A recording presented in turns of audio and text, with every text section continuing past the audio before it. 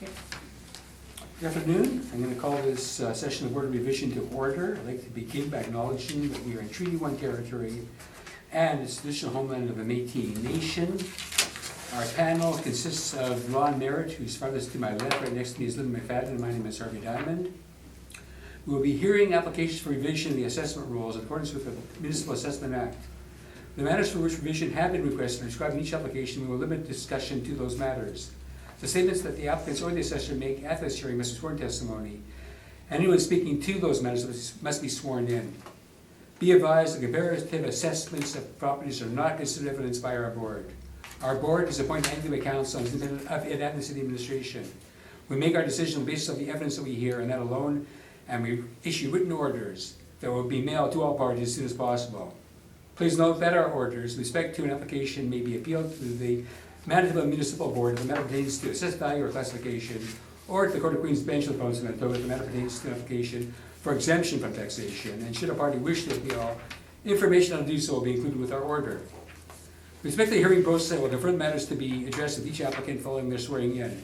We will then have the assessor's testimony followed by questions, and then the applicant may provide their evidence followed by questions. And after each party has given their evidence, I'll give each an opportunity to summarize the wish to do so. Once the evidence on the application has been brought forward, that applicant may leave. The process will repeat for each matter on the docket today. And after all the applications have been heard, we will be closing this session. We will deliver it in private, and we will issue a written order, which we send up a written mail as soon as possible. And please be advised that all information at this public hearing is being recorded and being live streamed to form a public record. Can you swear the parties, Kate? Oh, sorry. I should indicate that Katie Sutherland is our secretary, and the city is represented by the assessment department is James Forgate. Thank you.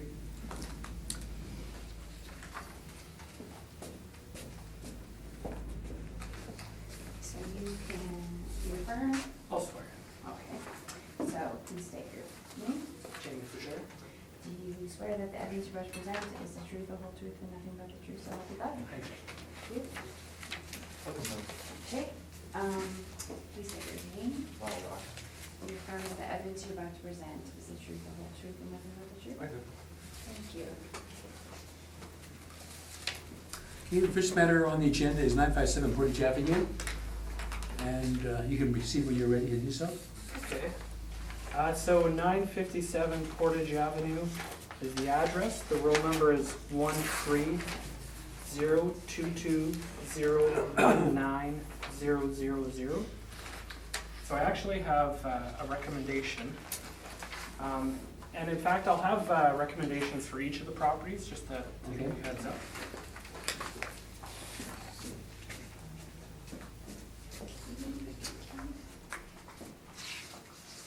Thank you.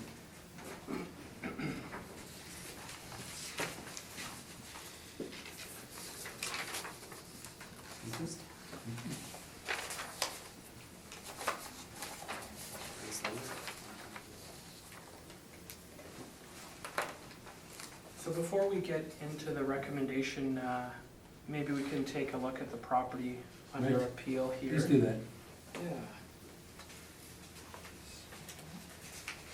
Yeah. The photographs begin on page 13.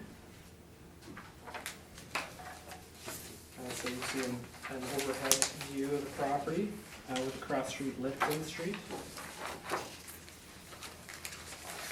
And then on the next page, page 14,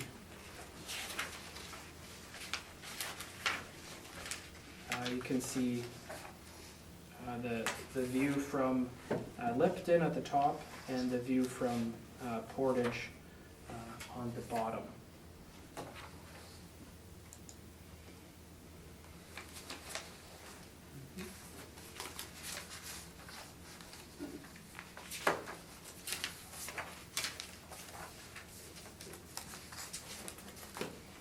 So if you turn to the second page of my brief here, you can see the sale history of the property. It sold in 2011 for $640,000. And we'll just go quickly through a couple of pages of the sales questionnaire, starting on page 20.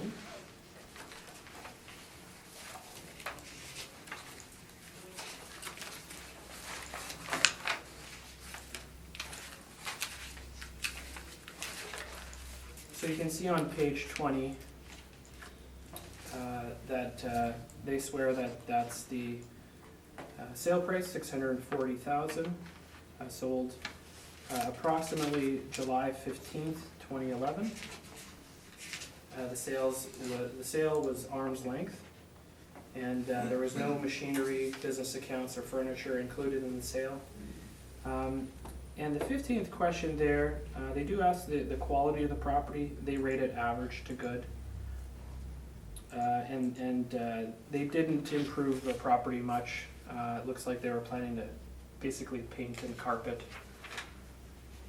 So $640,000 in 2011 is what it sold for. You can turn back to page 2.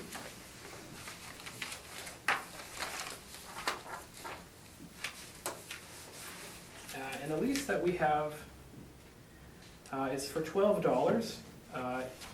There's some question that it may be a semi-net lease, so not fully net at $12. But we can take a look at that momentarily.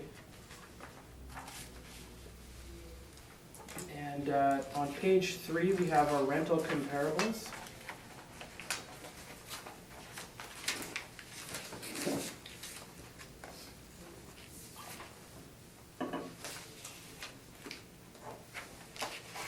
And a few here nearby, 912 Portage Avenue.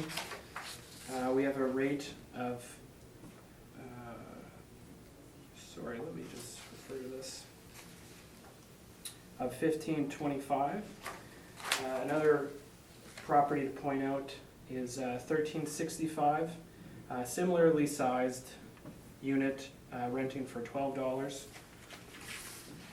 And that lease started in 2012. And going down here, 1819 Portage Avenue, also $12. And that's a more recent lease. So we feel approximately a rate of $12 is appropriate.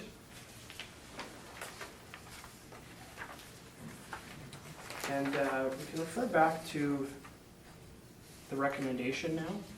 So we've used a rate that we've adjusted with our model. I do want to point out that there was a couple changes because there was some incongruencies with how we were describing the property. We had basically had 2 different effective ages on it. So we've gone with one effective age. And so that has lowered the capitalization rate. I think we'll see later on in this docket that for retail stores on Portage that an 8.5 capitalization rate is fair and consistent with what we're using. And the rate that we've applied is $12.02. And what it yields out to the net operating income, once we go through the parameters, is $60,198. And so I've actually taken a look through the years and netted out the income and expense questionnaires. And so it varies from year to year as expenses do when you have a not fully net property.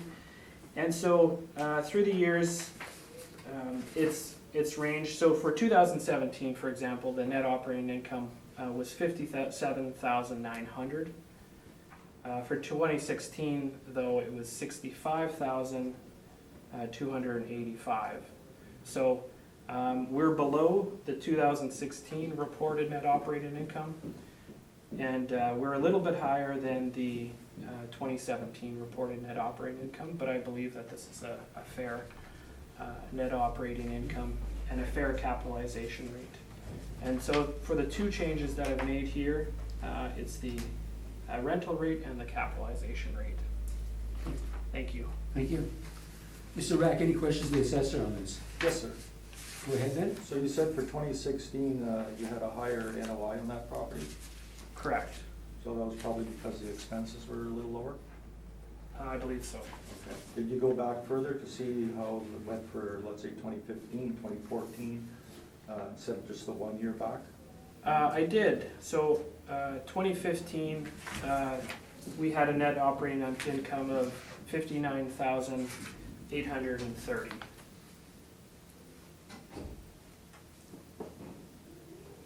So approximately $200, $300, I guess maybe $400 below the net operating income that we're proposing here. Okay. You didn't provide any of that information today, correct? I've not included that in my submission.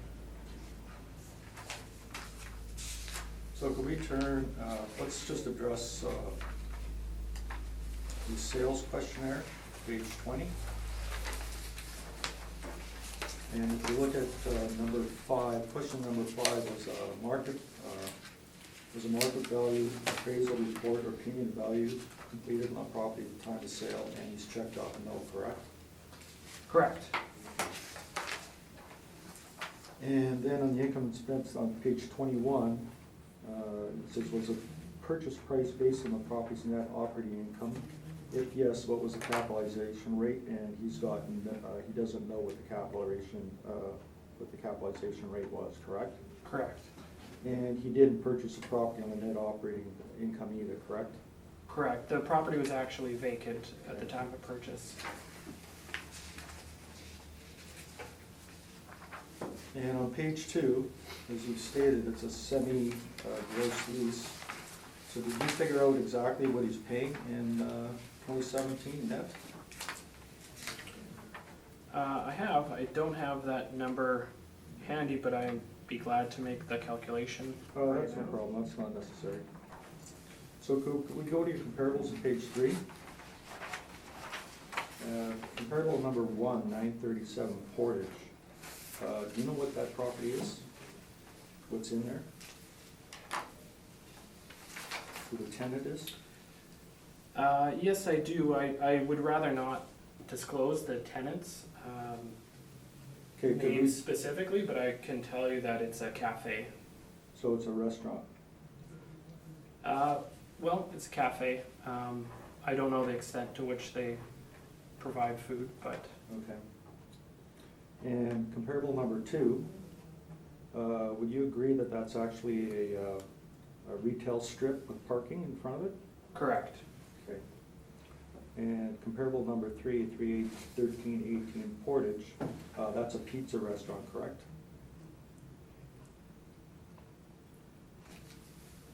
No, actually. I believe a previous tenant was a pizza restaurant, but they have an escape room tenant there now.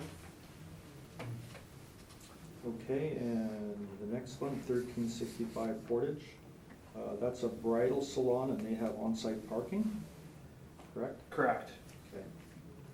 And the next one, 1819, that would be a retail store, correct? Correct. Okay. And 3140 Portage, that's a restaurant? No, the tenant that we have here is actually an office tenant. I would believe that the office tenant would be the last comparable, because that's one of my properties. So 31. Let me just. 3140 Portage, your first one is a sushi restaurant, and the last one is actually Right. Okay. I apologize. Yep. yeah, the last one is actually a pharmacy. Right. And then the second from last, 3128 Portage Avenue, that's a restaurant, correct? Correct. Okay. So you feel that the rents derived from restaurants are comparable to a retail store? I'm not relying on them solely. Really, it's to provide a range, a rental range along Portage.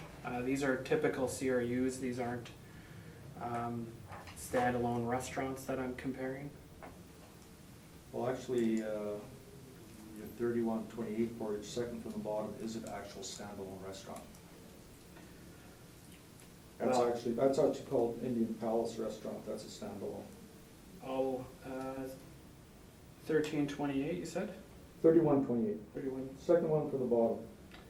Okay, well, I don't have that information in front of me, but Well, Mr. Red, it also says it's a month, so I don't think we're gonna take much credence in it anyway.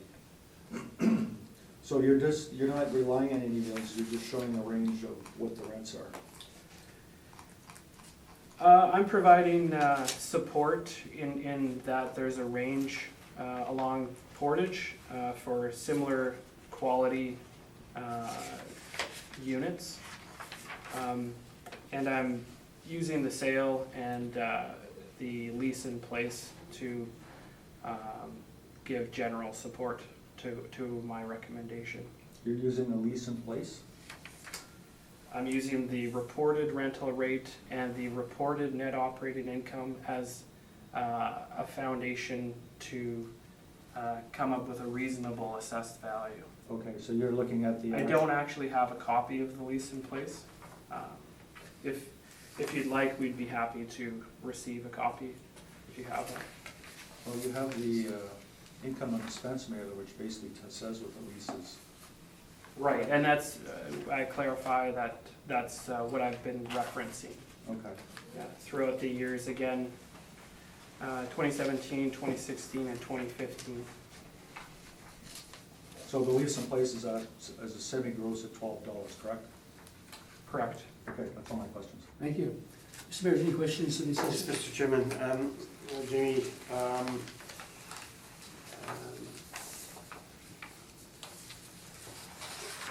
based on Mr. Rack's questions of yourself, I assume that the recommendation is not accepted. Correct. Okay? Just wanted to clear that. Sorry. Okay. Yeah. So you revised the 1377 per square foot for the subject property is model driven.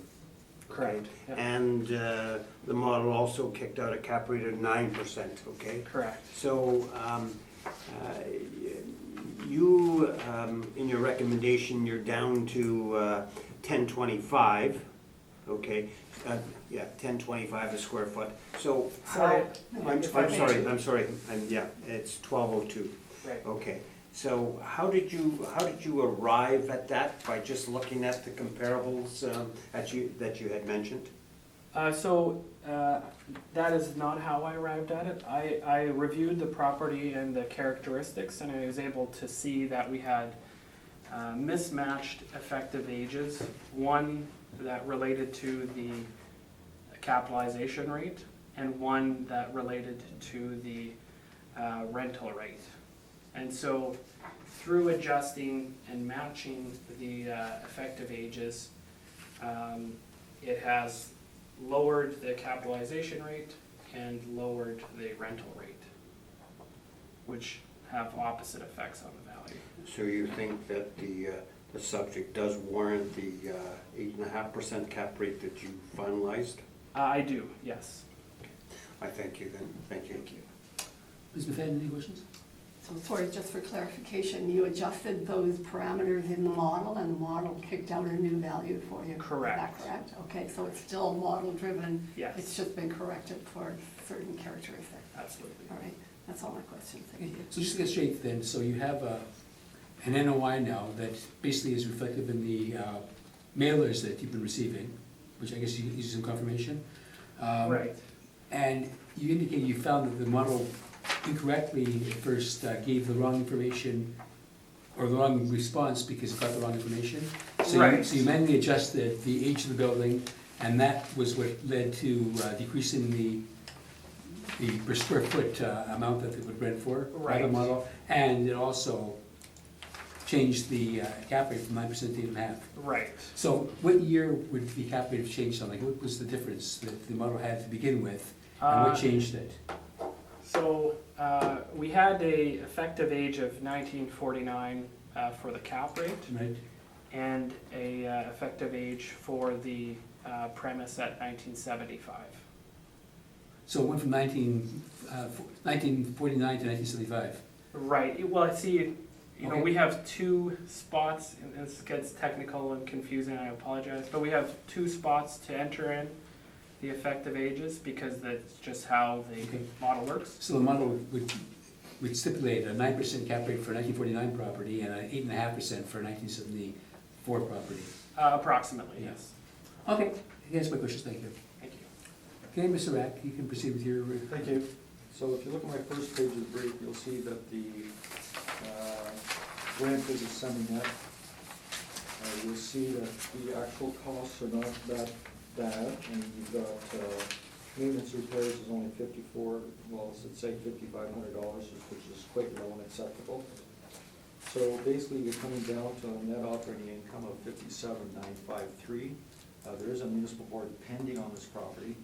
So what I do is I look to see what they're actually receiving in rent, and then I look to see whether or not that is acceptable within the marketplace. So if you turn to page 2, you'll see I have a number of rents there. The first one, 1818 Portage at $12, that's Anderson Orthotics, that's a nice brick building. 1871 Portage is Advantage Financial. The next one is 2741 Portage is Avalanche Flooring, which is not far from the subject.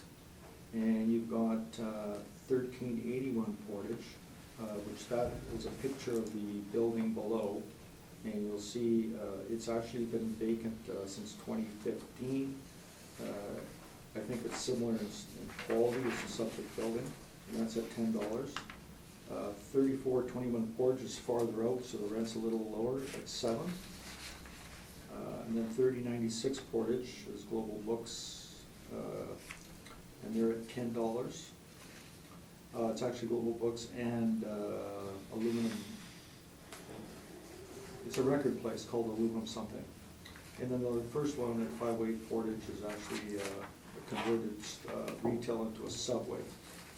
So you can see that basically on the bottom there, that the actual net operating income is, the net rent is actually $10.25. And I have 3 comparables at that and 2 below that. And I feel that the $10.25 that the owner is receiving for the property is indicative of the market. I'm using the parameters that were on the website, the 9% capitalization rate, so I'm coming to the value of $567. And as we saw from the appraisal, from the sales questionnaire, there's no appraisal on the property, and the owner did not buy it on income, and I think that he paid too much for the property back then. And I believe that the $567 is acceptable amount based on $10, which is a market rent. Okay. Okay, thank you. Any questions of the applicant? Yes, please. Where did you get your information for your comparisons? That comes from the Johnson report. The 2626 Portage is one of my buildings, and 3096 Portage is one of my buildings. So those are first hand. The rest came from the 2017 Johnson report. Okay, I have some rebuttal for the rental rates, if I may. Yes? Thank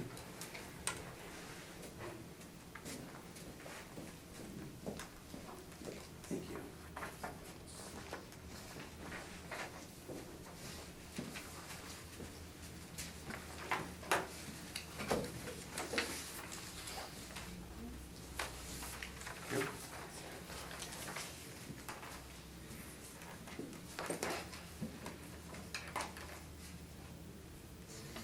So I took a look at the addresses in question here and looked at the reference year mailers and found some issues that I could not corroborate the information put forward in evidence by Mr. Rock. The first 2 properties I was able to see appeared to be correct. In that they were receiving net rates of $12 a square foot on those areas. As we went down the list though, for the first one you see in red there, I could not locate a tenant with that area or with a rate of $12.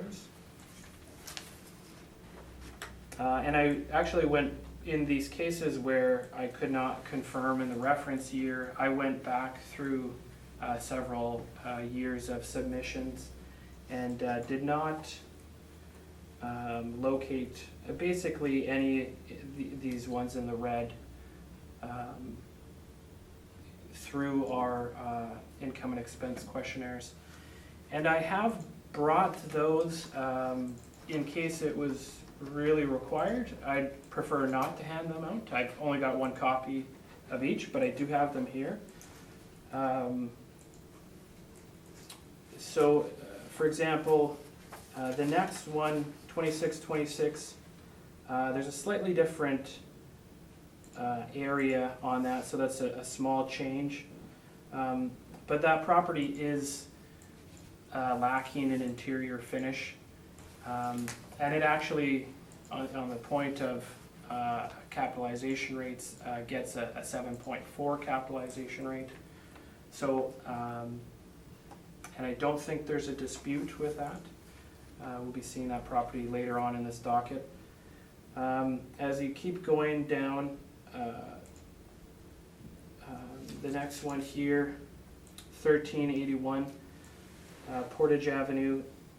The area seems to be incorrect. The start date is 2011 and it's since vacant.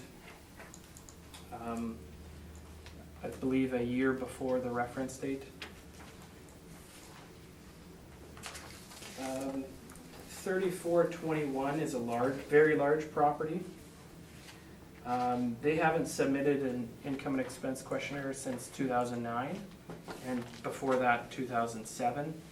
And there is no tenant that I can see that approaches that size. It's a large strip mall. And then moving down the list, 3096, what we have as reported area and what we have on file, the 4,892 is actually larger than both of those figures. And again, we have 4 tenants in the building. So I wasn't able to see where that came from per se. And for the last one there, 508 Portage Avenue. This is a 2-story building. I had the opportunity to review an appraisal that was done for this property. And there's no single tenant that has an area of 7,000 square feet. And there's no tenant with a rental rate of $10.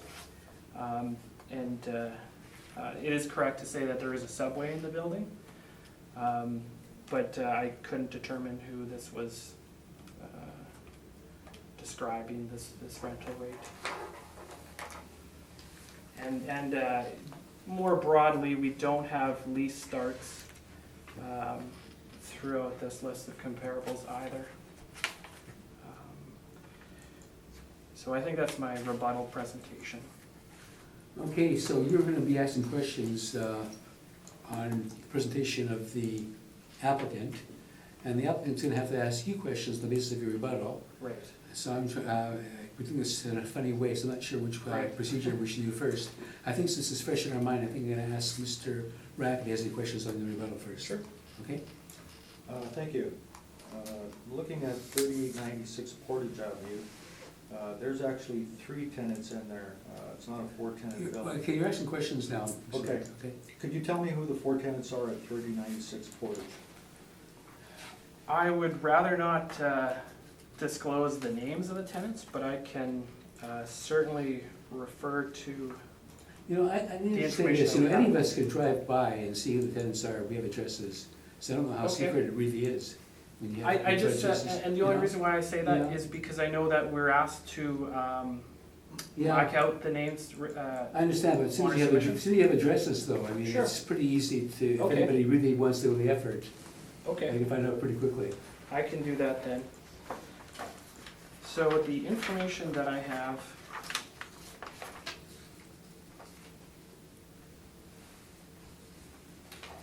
I can't read the writing.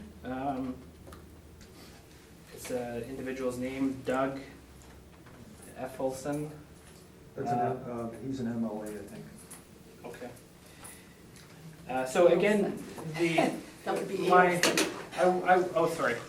Sorry if the writing, Yeah. I'm not familiar. In lieu of reading their names, the point that I wanted to I don't know if make. it really matters, you know. Yeah, that's my point, You know. is that my point is that we don't have a single lease that describes the area. We have, and I can see them here, 4 and not 3. Okay. But even if it were 3. That's fine, I don't know how even disclosing who these people are is gonna make a difference unless you're alleging that that he's just trying to mislead us. Okay, well, then I will ask a question if you're. Yeah, because I don't think, you know, I mean, Okay, that's fine. thanks. I have no questions about this. Okay, now you can ask questions, or does anybody in my panel have questions on I have that? none. Okay. You can go then ask any questions you have on the Sure. applicant's, The applicant's brief, right? yeah, his presentation. Yep.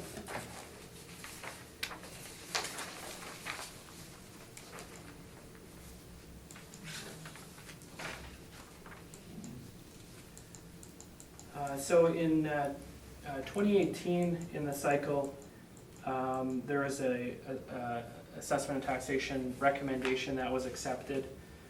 Do you happen to know what the net operating income was for the recommendation last cycle? I don't think I have any of that kind of information provided in my evidence. Okay, It is outstanding at the municipal board. okay. And so I see here that you've used your netted rate of $10.25 as your potential gross income. And then you use deductions for expenses after that. So then you wind up with a net operating income that is $51,000 as opposed to your highlighted $57,953. Do you think that it'd be more appropriate to use, if you're gonna look at actuals, to use the net operating income that was reported? No, you have to apply vacancy, and then you have to apply the shortfall, and the 2% for expenses is unrecoverable expenses, which the city uses on all valuations, so I'm just using the same valuation methodology the city's using. And have you looked at stabilizing the expenses throughout the years? I did look at them, and they go up and down, and I felt that the expenses are quite acceptable. I mean, management's at 5%. And then the actual repairs and maintenance are quite low. 54.95. Taxes are, I mean, there's nothing you can do about taxes. So I feel the expenses are pretty good. Those are my questions. Thank you. Mr. Mayor, any questions of the applicant? I have none, Mr. Chairman. I have none. So in your workup, I see you used the 9% cap rate. Is that because that's what the city had used? Yes, that's correct. That's what they were using. Thank you. That was initially before their recommendation. Well, they Yeah. break down the rent, push up the cap rate, so, It still brings down the overall value. yeah. Yeah. Okay.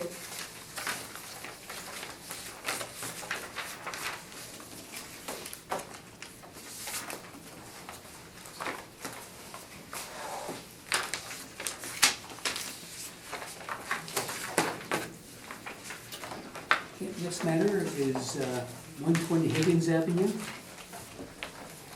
And when you're ready, you can proceed. So I do have another recommendation here.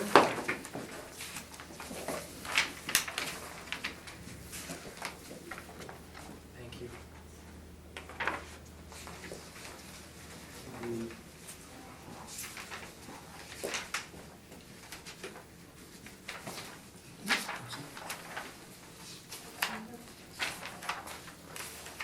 Thank you.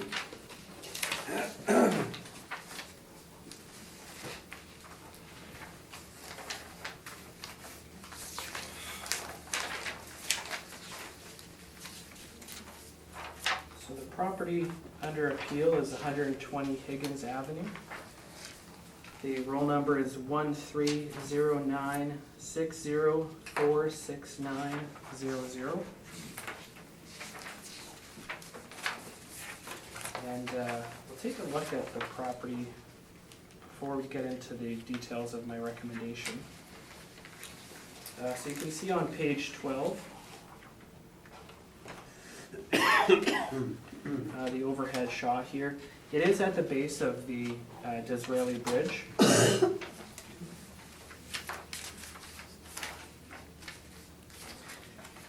And it's Eliminator RC. It's sort of model kits and remote controls, cars and stuff like that. And you can see the exterior of the building continuing on page 13. And then you can see on subsequent pages, 14 to 16, we have the interior view here. This is taken from Google Street View. I don't know if you're familiar, but there's occasions where businesses will have Google come through and photograph the interior of their business. And so you can see the overall condition here from the photos. There is some storage area that's not included. It's sort of not a customer area.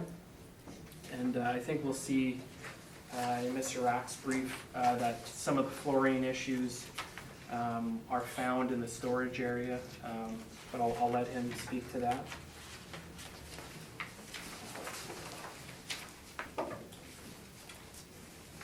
So the original assessment that we had on it is $594,000. On page 2, I do want to point out the sale history. Sold at the end of 2009, virtually 2010, and end of 2009 for $410,000. And we also have a sales questionnaire here. Just locate that.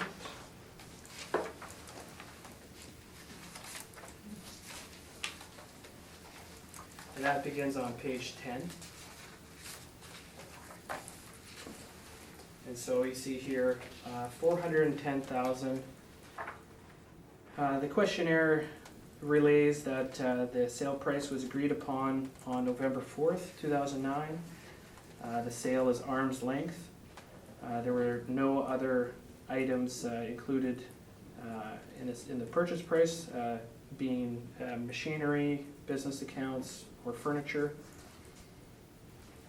I think the condition of the building, in my opinion, having inspected it, remarked as fair, is representative of the condition of the property. And they had some intention of spending a little bit of money on renovations. I believe the checkerboard floor that you saw in there was done after the purchase, I believe. Some, I think, fairly minor money was put into it. So next, maybe we'll go to my comparables.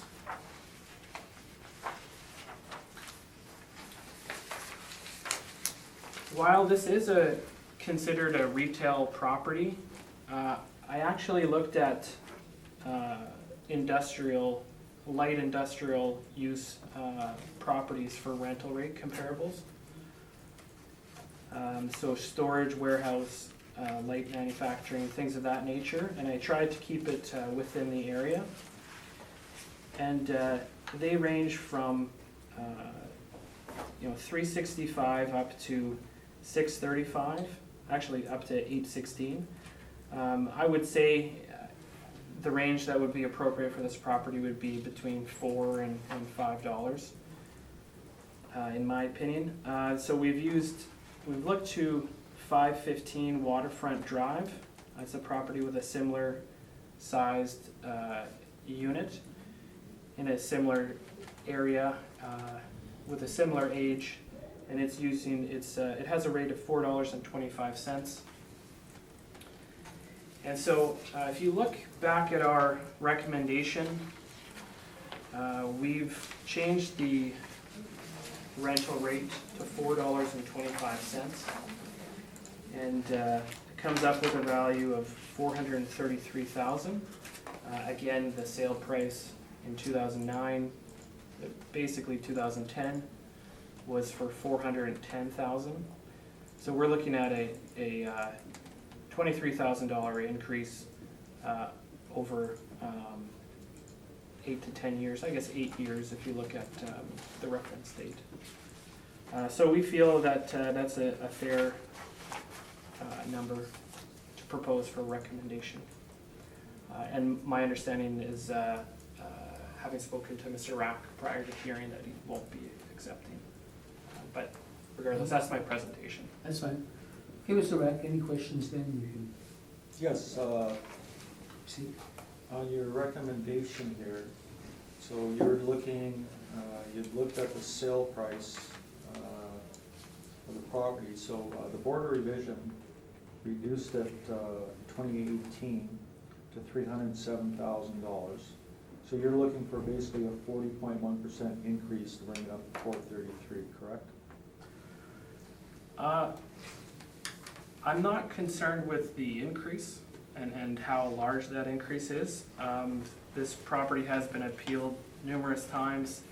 I know that there's been agreements in and around the sale price since the sale. I know that there's been board decisions that have been referencing the sale price, and I know that there's been everything in between. So I'm trying to focus on getting a number that makes sense rather than the percentage that it went up from last cycle.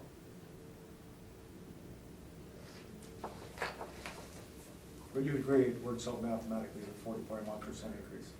I will take your word for it. Okay, good, thank you. Let's go to the sale questionnaire on page 10 and 11. And I'll just combine the two questions, is that the owner, when they purchased it, did not get an appraisal report, and they did not buy the property based on the income, correct? It does not appear to be the case based on their reply. Okay, thank you. I would say that our understanding, just to give a fuller answer, our understanding of whether or not a sale price is market has more to do with sort of, was it a willing buyer, willing seller, were they informed? And we have no indication that they weren't. And I think that it would be reasonable to presume that a certain amount of literacy for property values would be appropriate for people who are purchasing large commercial properties. And on your comparables on page 3, you do have two that you've indicated, 375 and 365. 675 Washington and 975 Main, correct? Correct. And I believe 975 Main is over 2 stories, Yes. so that area is That's it split for my into questions. Okay. Ms. Fan, do you have any questions of the assessor? I have none. Mr. Merrick, do you have any? I just have one, ahead. Jamie, I just, you know, from your original brief to the recommendation, I just find it, you know, it's unbelievable that the NOI would drop like $16,000, and, you know, like, I'm just, you know, like, Right. it's just, you know, like, I guess the model does something, Mhm. but, you know, at the time, you know, don't you look at it or something like that, or when do you look at it at that point? Yeah, as far as, you know, the amount, I would remind you that it is a large property, so we have 12,000 square feet. Yes. So Yes. each, you know, that's sort of magnified at that scale, but this is a unique property. It's in an industrial area. It doesn't have typical retail finishes per se. The ballasts are pretty minimal. The heating, is sort of that big box unit overhead. Not sure the term. Space heater. Space heater. So it's unusual in that respect. And I've looked at, actually as part of this recommendation, I looked at, okay, well, what's probably the next industrial analog for this property? And I looked at storage warehouse, and we're describing this property in the lowest terms possible, basically, in our model. And I kept that lowly description of this property while converting it to a storage warehouse, and we were getting a rental rate of $4.38. The difference that I would like to emphasize, though, is with an industrial property, the capitalization rates are significantly lower. So we've used 10%, and that's model generated. If you were to convert it to a storage warehouse, you'd be looking at a 7% cap rate, and then our value goes way up. So we're really trying to be fair with this property and look at it, as it is, and give some credence to the history of the sale and board decisions and comparables, and try to see it as a big picture. I think the original value that went out was pretty optimistic, and it may not have gotten looked at. There is a lot of properties in the city, and unfortunately we don't get to all of them. I don't know if that answered the question, but Maybe It it does. I just have one other question. The previous, the board's decision in 2018, I guess you've probably seen the results. You have the option of either accepting it or taking it at your option to the Right. municipal board. So the city did not do that, did they? I neglected to review that before I left. I know that it was discussed. We certainly strongly disagree with the decision, respectfully. But And nothing was done. I unfortunately can't answer that. Okay. Okay. And so, just my final question. Because of the area, Higgins, it's not the greatest, and, did you get a chance to review the property or look at the property? Yes. Yes. Graffiti or anything present? Yeah, it's and I think we're all in agreement that it's not the strongest, certainly not the strongest retail area. Looking at retail comparables, I think you'd be looking more in the $12 or $13 range. We kept it in the range that was among nearby properties that have lower quality finishes. That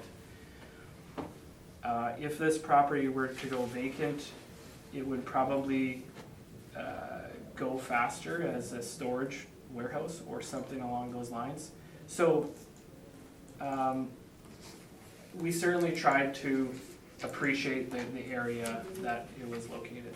Okay, I thank you.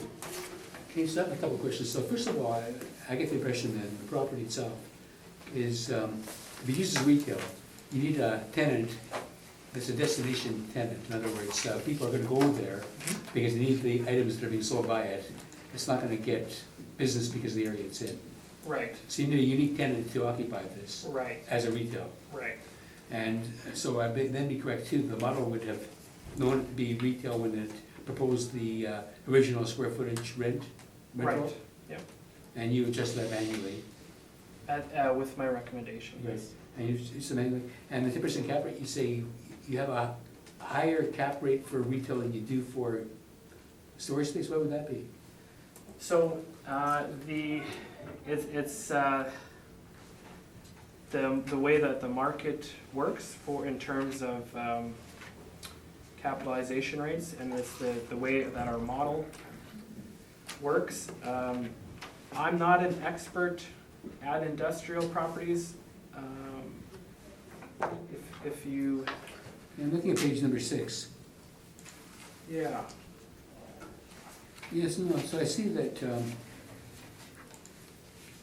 so just as a thought exercise, I left all the parameters the same, but I changed our label on it to storage warehouse.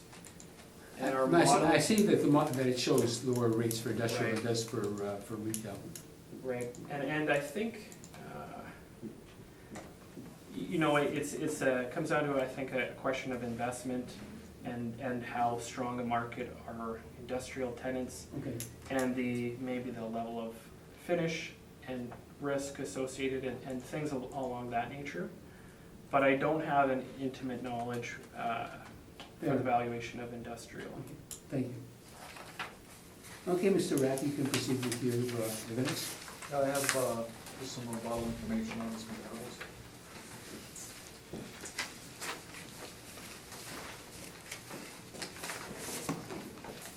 Thank you. Okay.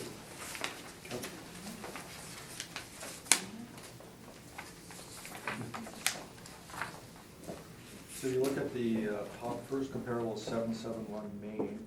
That's actually a recycling depot.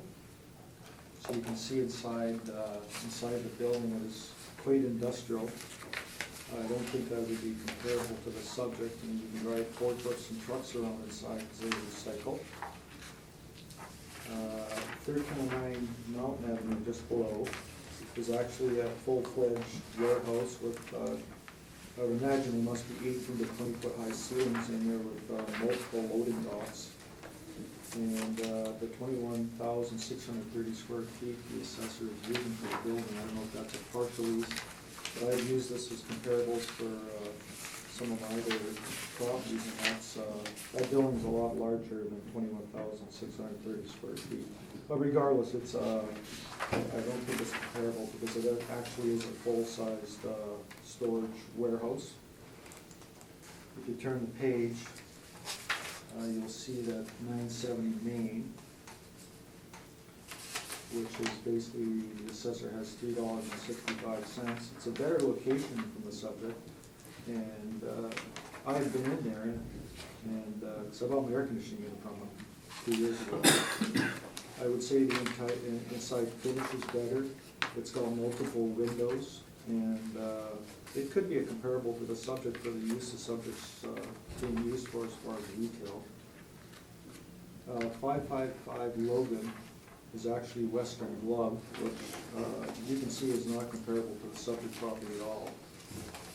The subject property has, they only have 14-foot high ceilings and 13-foot high ceilings. It'd be hard to use that building as an in-kind warehouse, specifically with the problem of so many vertical intrusions in within the property. All the standalone columns are actually wood, and they're very close together. 125 Higgins, which is comparable number 6, the assessor has it at $8.16. And this is actually, as you can see, this is actually as of October 2019. So it might have been a little cheaper before that, but that property is renting for $695. And if you turn the page, it basically says beautiful renovated office building, 2 levels of offices, approximately 38,290 square feet, 60 parking stalls, hardwood floors, some brick exposed walls, multiple offices, 3 boardrooms and break rooms, trained very comfortable workout sort of water feature. So I don't think that that property has far more windows, and it sounds like it's awful superior to the subject property. And then the assessors used 100 Higgins. 100 Higgins is actually a service garage for semis. And 515 Waterfront Drive, that's a manufacturer building. They manufacture foam products in there, which is just down the street from the subject.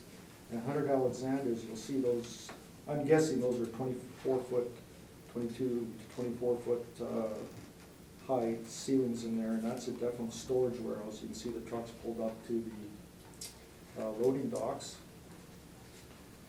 And that's all I wanted to point out. Okay? So, we're doing the same thing now, and I guess to keep things even, I'll let the assessor ask any questions you might have on your rebuttal. Sure. If you have any questions, you can just say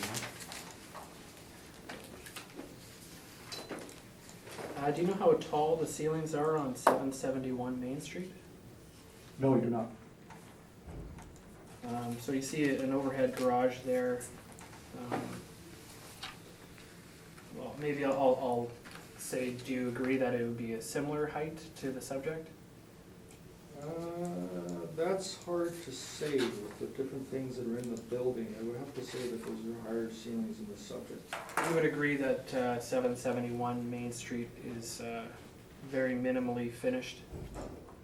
Yes, it's a recycling depot.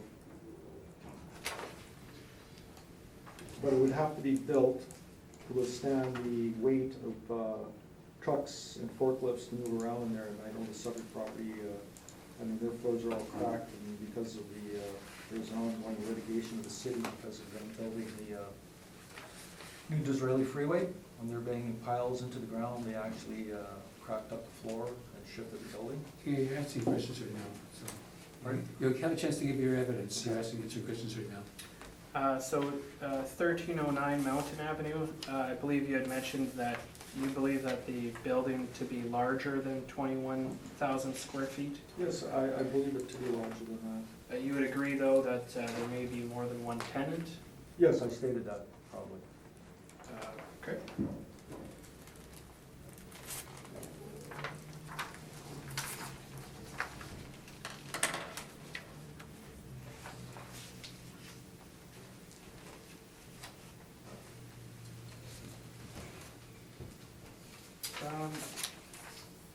Maybe I'll just go back and flip to the last page here.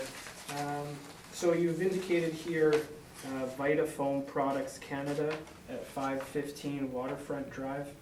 Are you aware that there's more than one tenant in that building? Oh, no, I have not. Okay, and would you agree that that's a similar vintage to the subject, perhaps older?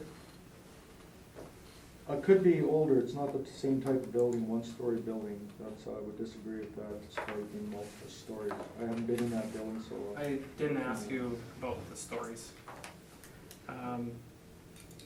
Those are my questions, though. Thank you. Do any panel members have any questions the applicant on his rebuttal? I have none. Okay, I don't either, so you can now present your main evidence. Okay. So we'll take a look at, on the front there's a picture of the subject property, and it's Disraeli Bridge is to the right, and you'll see to the left is the actual King's Hotel. So it's not the best location. Even with this bad photograph, you can see that all the paint on the top is coming off, and the actual metal siding is rusting. So the building physically is in poor shape. If you turn the page, you'll see that's the storage area. That would be the section of the building that was built in 1912.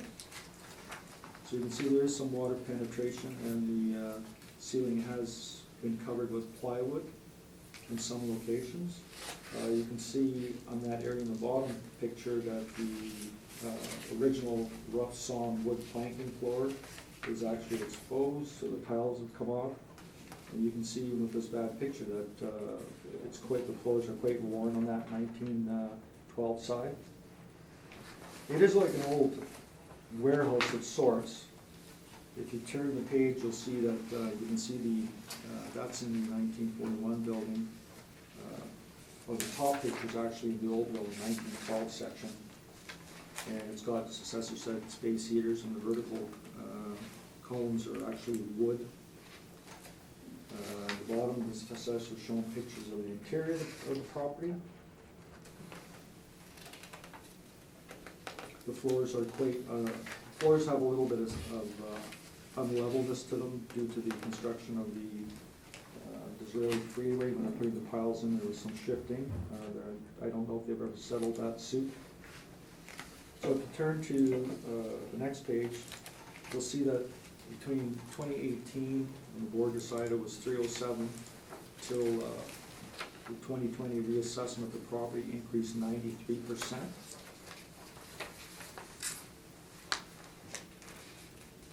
So I think there was an error that that the actual model's been driven by 1963, that there's, when its original part of the building was 1912, I think there should have been maybe some kind of a median type age put in between those two dates, since the building is in pretty well original condition. There hasn't been a lot of money invested into that building. And then at the back, there's 1,050 square feet of basically loading dock area. So you turn the page, these are rents that have been taken from the Johnson report.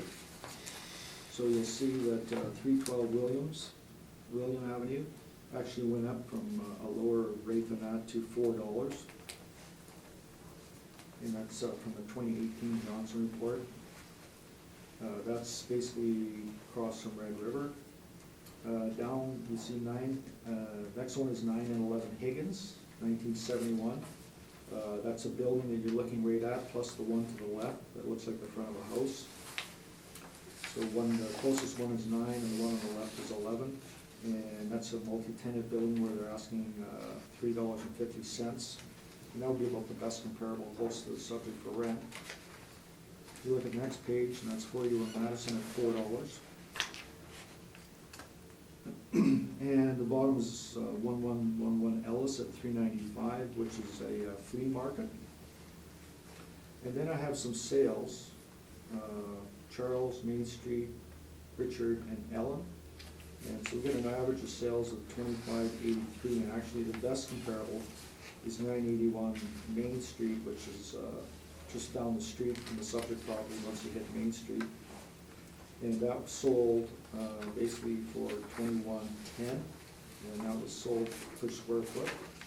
And that was in June of 2016. Been in that building many times.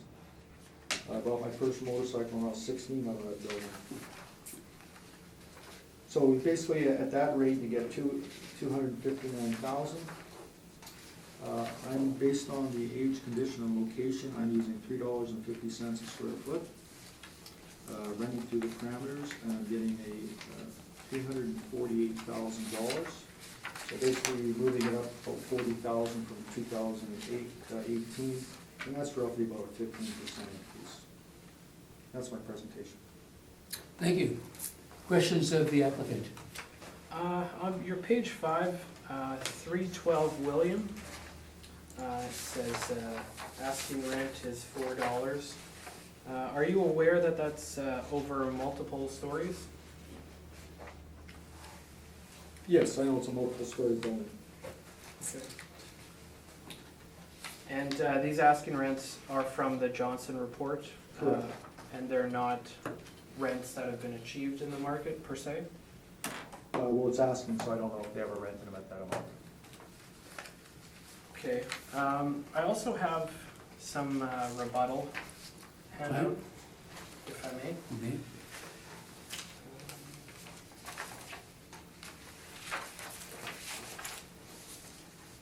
Okay. Thank you very much.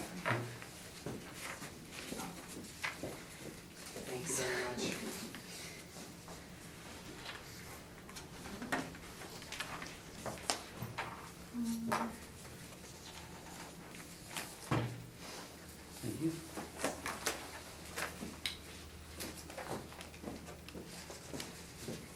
Okay, you know what, I'm wondering, since you started asking questions, unless you're gonna continue Oh. questioning with it, maybe we should finish asking the questions, then we'll let you do the rebuttal. Okay, I'm done with the questions. Okay, just so we're, okay. Yeah, I think that's reasonable. I have no questions. Mr. Mayor, do you have any questions? Yes, Mr. Rock, I guess on your, they're not numbered, but for the sale on Main Street, Okay, it happened in, you have some sales here. So, 918 Main Street sold in 16 and 21, but I guess you got an average here of 2583. Okay, so if you take the subject and do, you know, the multiplication, it comes to 317. Okay, so, and you're asking in your presentation, I guess, the 348. Yeah, I'm not relying, I just put some Okay. sales in to show Yeah. what some older buildings sell for. I'm not relying on those sales. Yeah, but just, it's just added in there. Yes. I just put the sales in just for, Yeah. to show what, you know, what the property could be worth. But I'm not relying on sales at all. I'm basically making my, my recommendation for reduction based on actual income. So the sales are just there for. And probably Main Street is a better location than Higgins. Correct. And I think that's all the questions I have, Mr. Chairman. Okay, I don't have any questions, so you can now do your rebuttal. Okay, thank you. I do have just a very quick redirect based on something Mr. Merritt said. When he's, or had asked, I should say, and Mr. Rack had responded that he was using actual income. You don't mean to say that income produced from the property, correct? By comparison. Right, okay. Okay, so the rebuttal I handed out here is for the sales that Mr. Rack has listed. Yeah, that's the one. Just looks like this, pretty basic. So the first comparable, we have a picture of it on the next page, just behind the front page.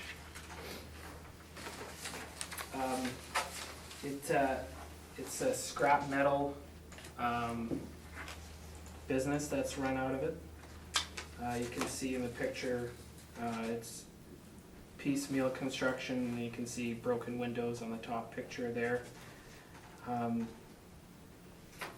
My impression would be that it's not especially comparable to the subject, and the area that we have for that property is 9,814 square feet.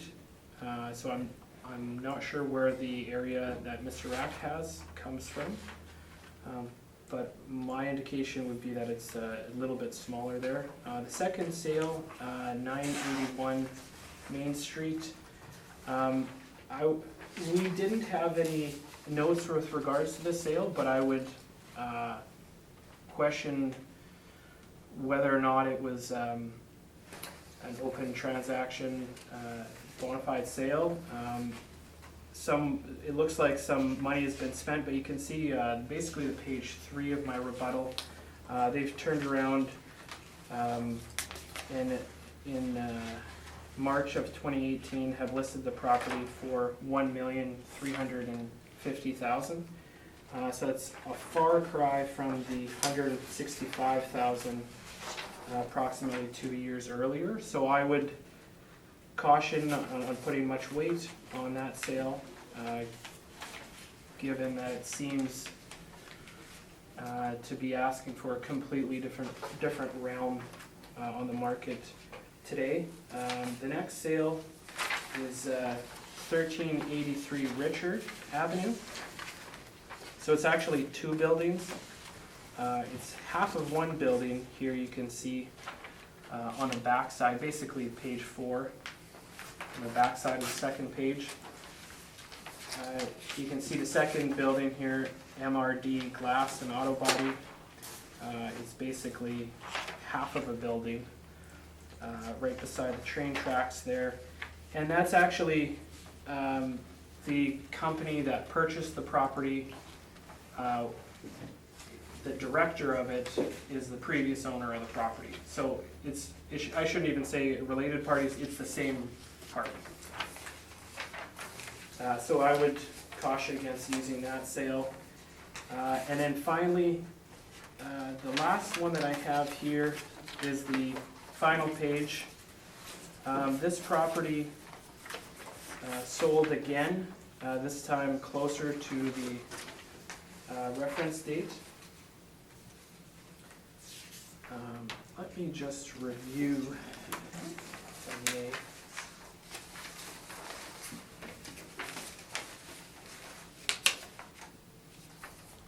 Sorry, the sale date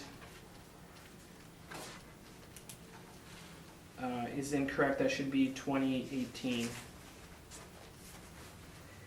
And that was sold for land value, and they have stated plans to demolish the building and to put in several $1 million to redevelop the site. So just to say that that's a building that was at the very end of its life, again, purchased for demolition. I don't believe that the subject is in that state at this point. And that's my rebuttal presentation. Thank you. Questions of, Just one question, 981 Main Street.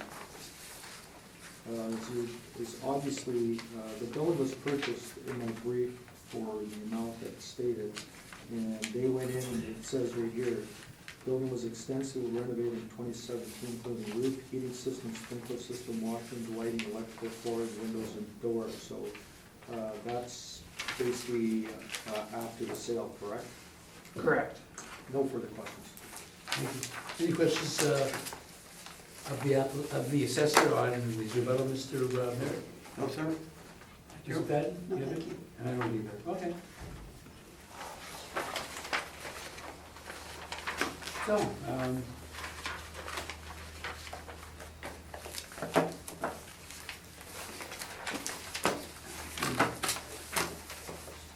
we've done this one, we'll go on to the next matter. Okay, we're gonna take a short recess right now. So please ask us for one, so we'll vote 10 minutes. Okay. Okay, we're reconvening our hearing, and our next property that we're dealing with is 441 Main Street. And you can go ahead with the briefing, you ready to do so? Sure. Again, I have a recommendation.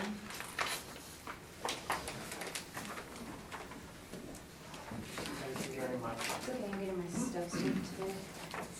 Hmm. Thank you.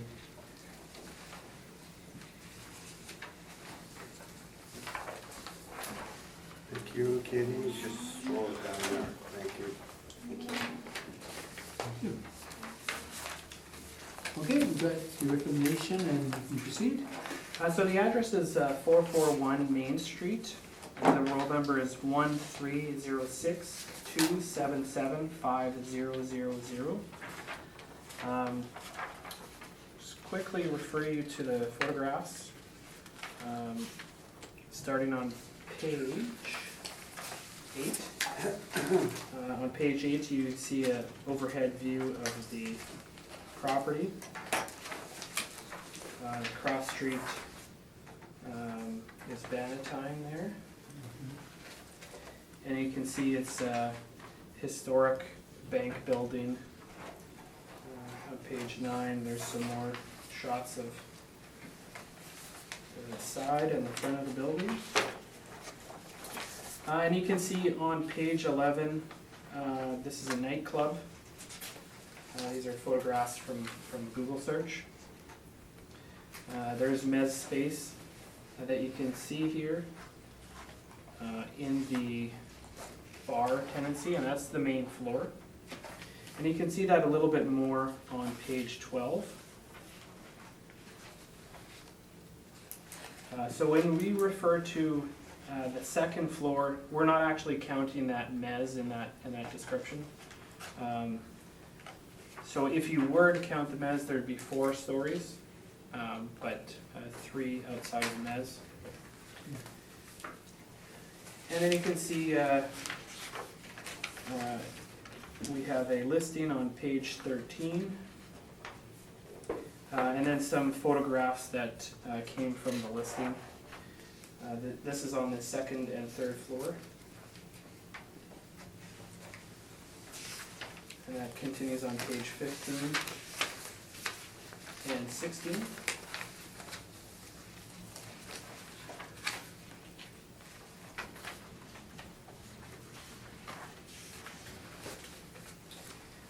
And the recommendation that we have, that we're prepared to make at the moment, is an adjustment to the capitalization rate based on the age and quality of the building. So we've moved up from 8.4 to 9.1 for the capitalization rate. And the value that we're recommending is $790,000. I spoke to Mr. Rack prior to the hearing, but he's not prepared to accept the recommendation. I had an opportunity to inspect a few of the other properties for this docket. I didn't get to inspect this particular property. My understanding is that it's sort of key access, that it's only, so it's not as though during business hours I can get in per se. And we had a little bit of difficulty connecting, Mr. Rack and I know that we have some outstanding permits on the property, and there may be some question for maybe some tenants that we don't have yet. Regardless, we would like to do a more thorough review of this. And one big discrepancy with our evaluation is the areas. And we have some floor plans dating back, from the 50s on, that I would like to understand and update where possible. And under the legislation, we have authority to revise the roll on the basis of an error or omission. And so we would like that opportunity to review, because again, there's a very big discrepancy with our rates, with our area. That might be, we can't grant that to you. It's not our jurisdiction. No. So just to say that Excuse me. the areas are under dispute, and I haven't been able to confirm Okay. the specific areas. I guess you So would this be is all. seeking non-cooperation. I don't know. I think there's remedy if you wanted one. We're not giving a remedy, I'm just saying Yeah. that your remedy, if you're not allowed into a property. Well, Yeah, that's not the case. I've been disputing these areas for 3 cycles now. I've asked the sessions to come down and take on the space. No, I understand, I'm just saying, And they've never, Mr. Rack, I'm not suggesting for a second that you're not cooperating. I'm saying that if there is no okay, cooperation, fine. Right. then that's the city's that's the city's, Okay, fine. I remedy. misunderstood what you're saying. No, I'm not, Okay. no. Yeah. But- Sorry. So I'm saying we don't really have to know this, though. No, You know, you can make a just only Yeah. it's maybe only relevant insofar as I can't speak in much detail towards the areas which is impacting the valuation significantly here. Only to say that we are prepared to review the property and make any changes going forward. It's possible, but I'm not authorized. Yeah, my suggestion is you make formal requests, and then you can deal with it accordingly at a later Right. date. Right, so that's my presentation. Okay, thank you. Any questions, Mr. Rack? Yeah, just, on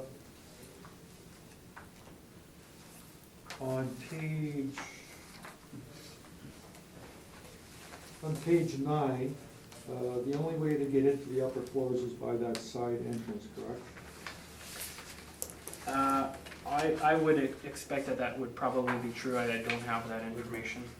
And on page 13, you do have an ad there.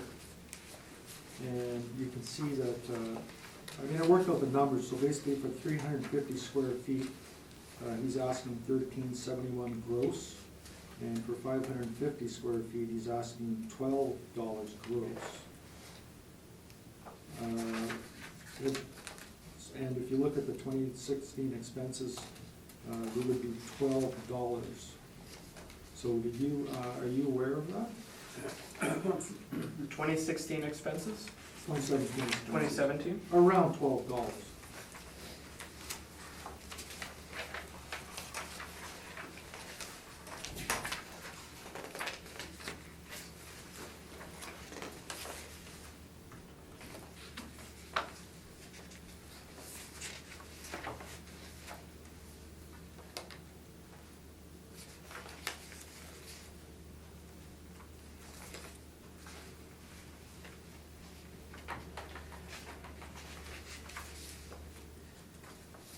It would appear that may be correct. Okay. No further questions. Thank you. Please, thank Oh, you. so, Go ahead, if you have another question, go ahead and ask it. Yeah. Okay. Are you aware that these pictures that you're showing here are for the, I believe that they're not for both the third and the fourth? They're just for, I believe, the third floor only? I'm not familiar, Okay. but I will take your word for that. Okay, that's fine, that's all my questions. Thank you. Ms. Penn, do you have any questions to the assessor on this? I do not. Ms. Merrick, do you have any? Just one, Mr. Chairman. That is, I guess the contention is you're about half, you have double the square footage as Mr. Rack. So,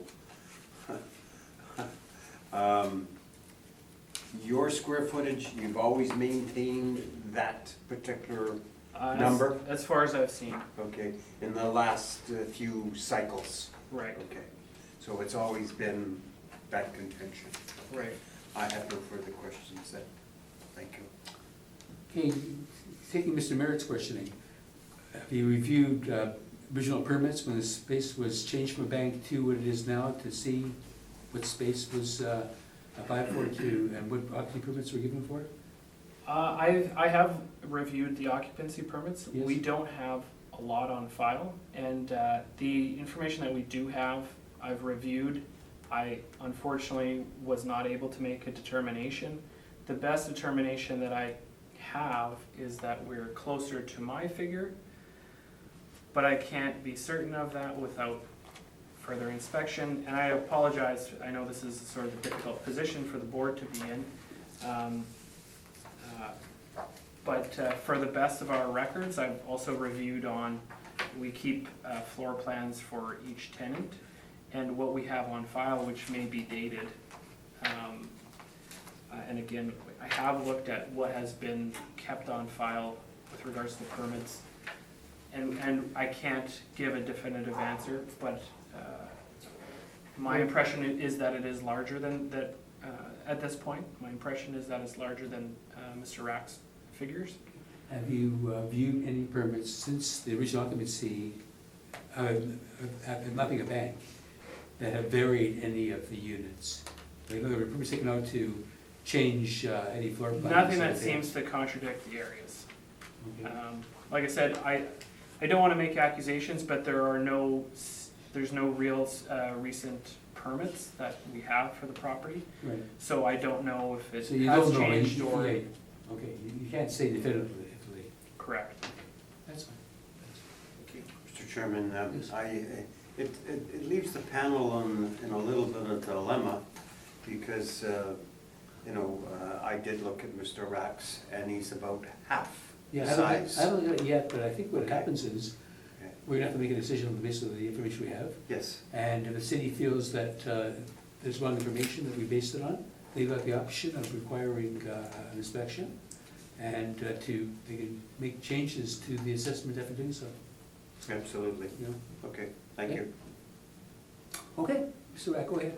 Okay, first thing I just want to make a comment when it comes to space on the assessor page 4-3. He's got 3943 square feet for the basement.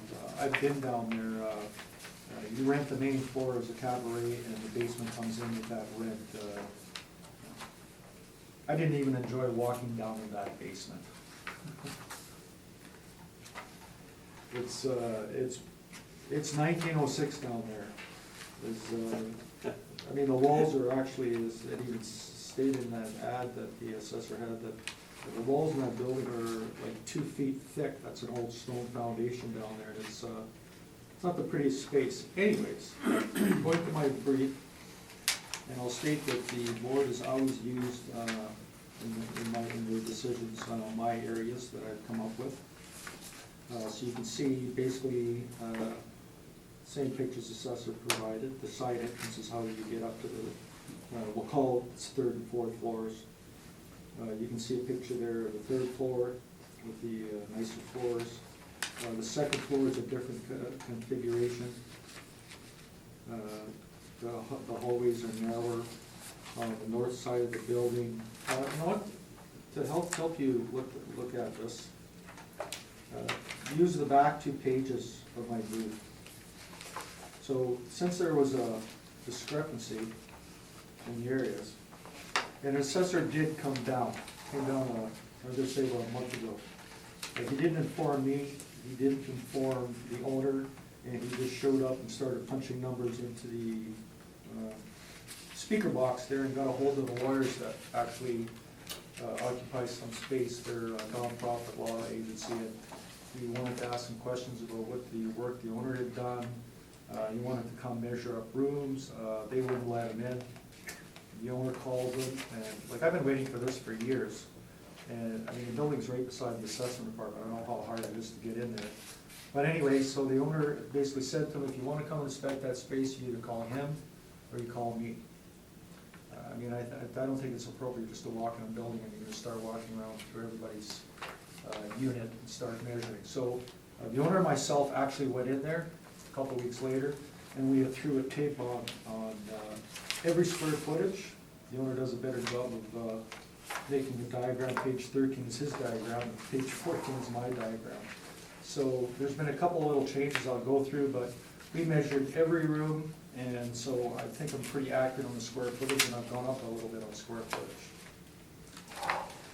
So if you look at page 2 there, that mechanical room, as you'll see on page 13, that mechanical room and the storage and the air handler is that whole side of the building. This hallway is all the way to the right. So that's what that area is. There's basically when they took up a steam plant to heat the top floor, the air conditioning HVAC is on the ceiling or on the roof of the building, and on the third floor, it's actually in that space, the storage and the air handler is in there. So that's where that's located. So looking at page 2, that is actually pictures of the law firm that moved in there. And you see the bottom, there's nothing wrong with the space. I mean, he's put some laminate flooring over the old flooring. The hallway's in really bad shape, he has to do that yet. But it's decent space. It's just he can't rent it. Nobody likes going into, when you go in that side entrance, it's very, very small. There's just a really small elevator, and you saw the stairs, how they kind of curve up. To get up there, it's not a pleasant exercise to get up there. Each floor has like a steel door to get in. And so if you look at page 3, you'll see that the property went up 25%. And I mean, they say it's 1972. That's probably because of permits taken out on the main floor to do the bar. Upstairs is, I'd say it's basically 1906. It's all the original wood up there, except for covering the flooring that was all falling apart, so you put that laminate flooring in. You can see at the very bottom there, that's the basically income expense mailer, so you can see it's all gross except for the nightclub on the main floor. They do get some recoveries for property taxes and utilities and maintenance. So we turn to page 4. You can see that basically the head operating, or the total expenses are $118,682, which is low. I'll get to that soon. The expenses are basically at that point $13.96 a square foot. So these are just a summary of the years, each year, and who's in there, and you can see the vacant space. And basically you can see like the gross potential for 2012 was $125,000, for 2013 was $120,000. If you turn the page, it goes up to $166,000, that was a good year. Then it's 2015 is $159,000, so it went down a bit. 2016 is 116,000, and 2017 is 156,000. So it's reached its potential with it upstairs. In fact, I'm surprised that actually for 2017, some of the rents have actually gone down a bit. But with that property, all the income is derived from the main floor. The main floor drives that whole building. As you'll see in the bottom there, the expense is at $1,250. I'm making a correction on my valuation based on that. You'll see that basically he's making $18.86 net on the main floor. And as you're going up, he's losing 50 cents, he's making 70 cents, he's losing 50 cents, he's making $1.21, $2.17, and $1 a square foot. Upstairs, I mean, like any owner, he tries to maximize the rents he's getting. He's not getting anybody a deal. The assessor had an ad where it shows that he's asking, $13, $12, $13 gross per square foot. And those are the exact numbers I have there.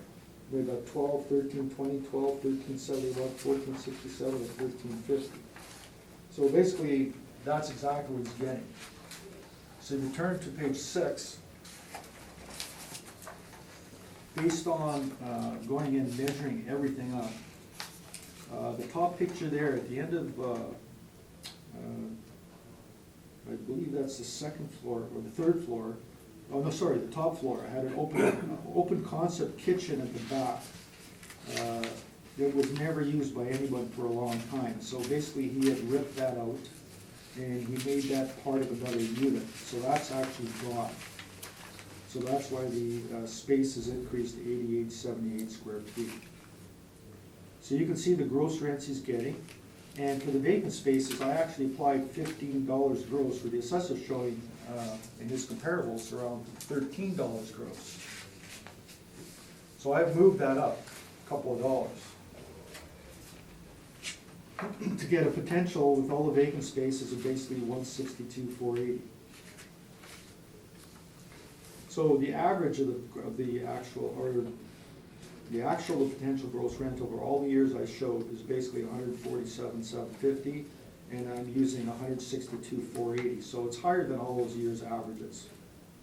It's actually almost the highest one there, except for 2014. If you turn the page,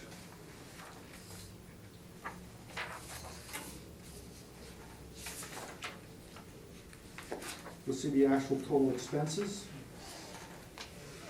from 13 to 17, with an average of 125,440. And actually, for my calculation, I'm using 118,683. So I'm using a lot less than an actual average. So I'm using a low amount, almost the lowest I've ever. So basically, with the gross rent of the page before, assigning $15 to some of that vacant space, we're getting a gross rent of $162,480. Adding in the utility recoveries from the main floor and the property tax recoveries on the main floor, we're getting a gross income of $202,344, or a gross income of $22.79. Now, as far as the expenses go, I did make a slight error that I was using, basically in the property management should be, instead of $22,100, as I spoke to the owner about that, and he says he charges, the extra $10,117.20 is for the labor he puts into the building himself. So I took that out. So property management should be $10,117.20. That's at 5% gross. And then that basically makes, use the total expense at the bottom of 118,683, and the total expense per square foot should be $12.50, which I used on page 5 to show what the net rents were. So instead of $13.37, it's actually $12.50. And below that, you'll see the actual NOIs for the property. And I'm using $33,661, and you can see from the actual NOIs, the NOIs are much lower than that. and then the closest one is 2015 at 61030. So there is a definite problem with this building as far as the owner trying to rent space. And you can see how many spaces are vacant from page 5, year after year after year. And the assessor did give a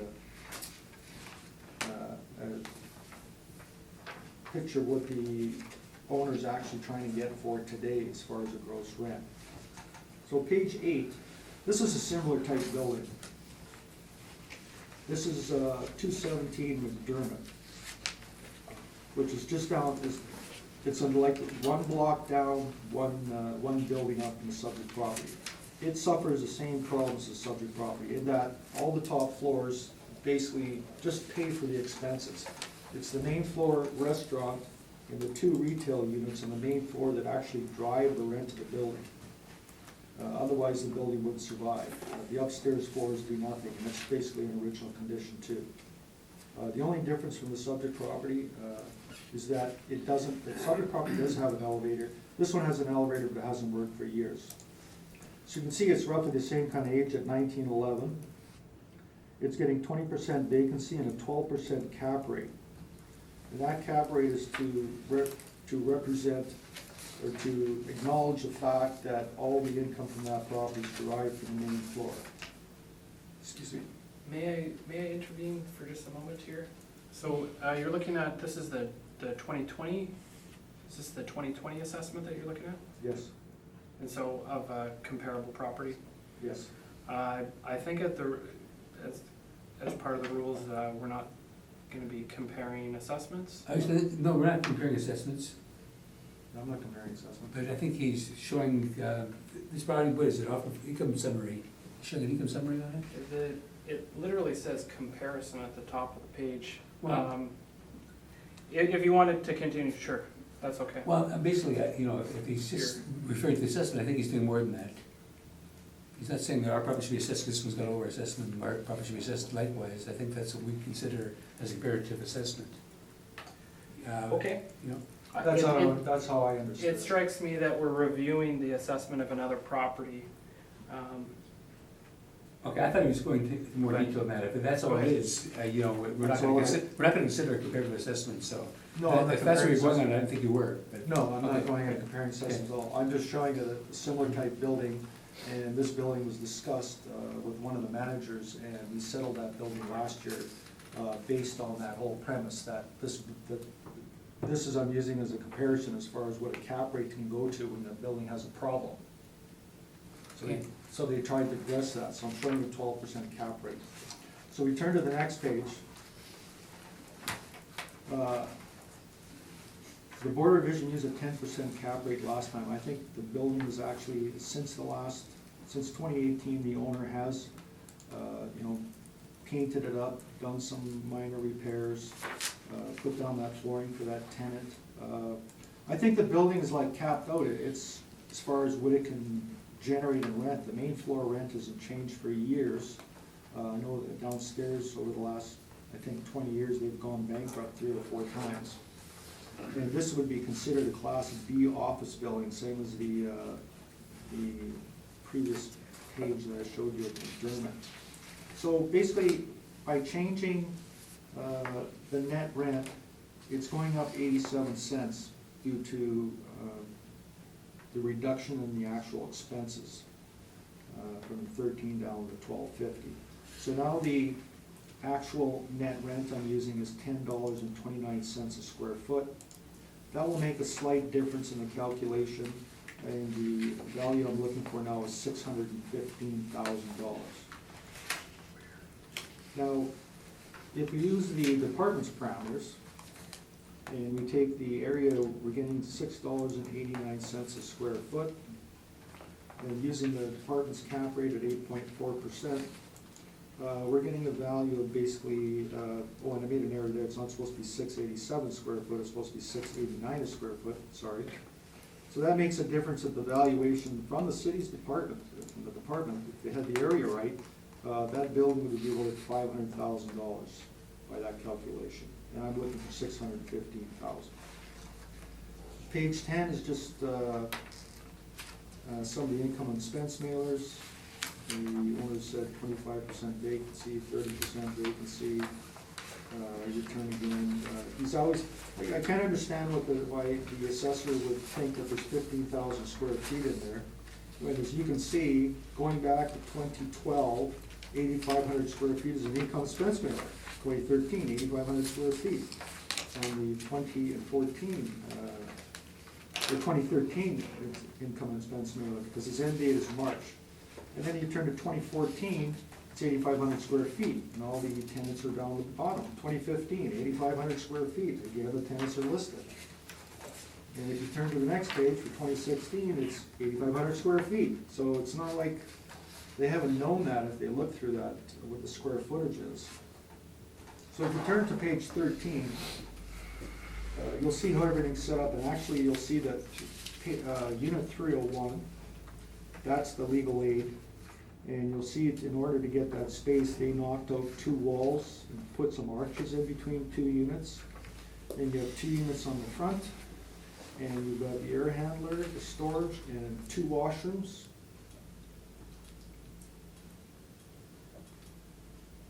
Actually, there's 3 washrooms on that floor. And so the total leasable on that floor is actually 1914 square feet. The hallway is 6.5 feet wide, the storage is 10 feet wide, same as the air handler. And if you turn to the final page, you'll see again that basically on the right-hand bottom, you'll see a total of 915 square feet. That's, a wall was kicked out 3.5 feet, and then that kitchen was taken over, so that's why that particular room is 915 square feet. It's presently vacant.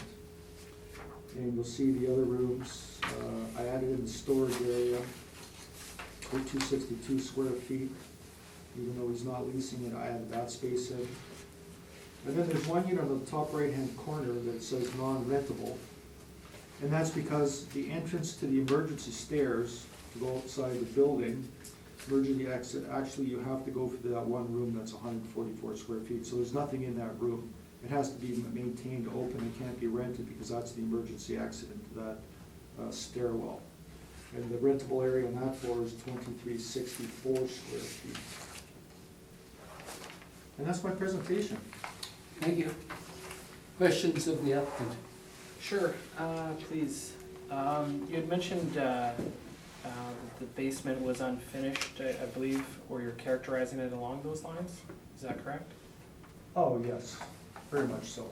Are you aware that the nightclub has washrooms down there? I think there is, yes, And- now that you mention it. And that there's a coat check room down there as Yes. well? Not the best space, but yeah, there's, but anybody renting the main floor, that space would be included in the main floor rent. You had mentioned elevator access. There's an elevator in this building, is that correct? On the back side door. Okay.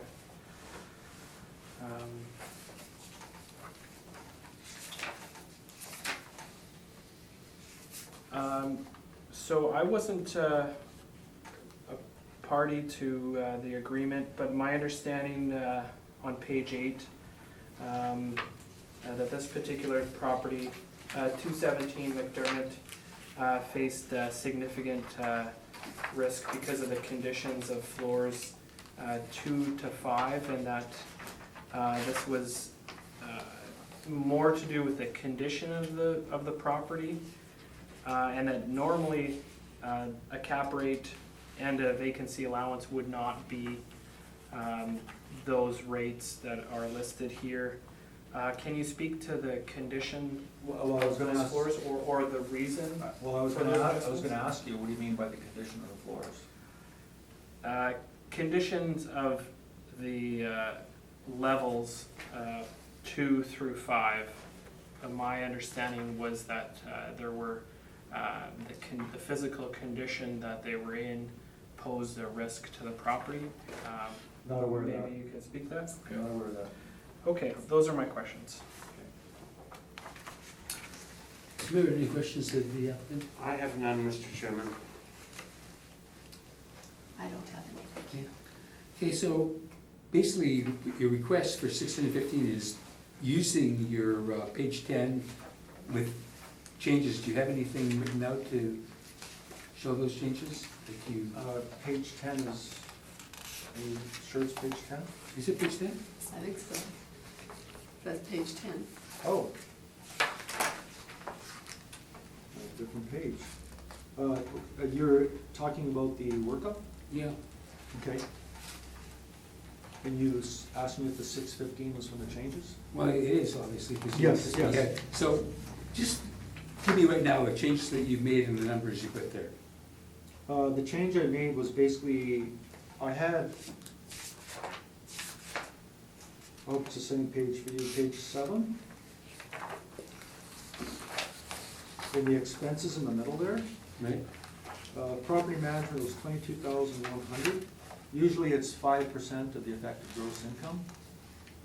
And I spoke to the owner about that, and he said that basically. I see you reduced that to 10,117, I have Right. that down. Yes. Okay, so carry that forward then, shall we? Okay, so if you carry that forward, that makes a difference on the total expenses per square foot from 1337 to 1250. So that's an 87-cent difference in the actual net rent. Okay. So the bottom of the net rent was $942. If you turn to page, I've got 9, but if you turn to your workup, I've changed that $942 to $1029, 87 cents. And going through that, you get 615,000. I didn't give the potential rent change or any of the other numbers. If you'd like that, I can work that through. That's okay. Okay, thank you. Thank you.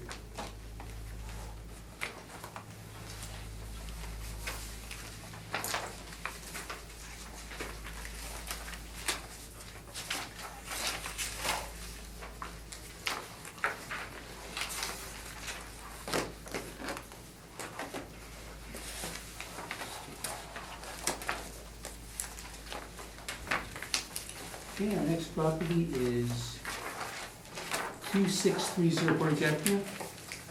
And I have a recommendation Okay. here. Mr. Chairman, did you say 26? I said 2630, I think. Okay, sorry.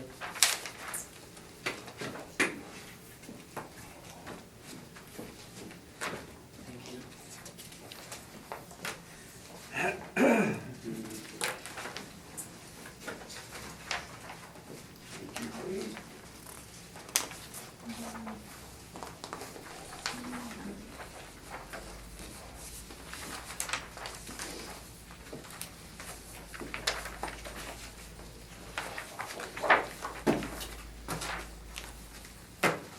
So the property is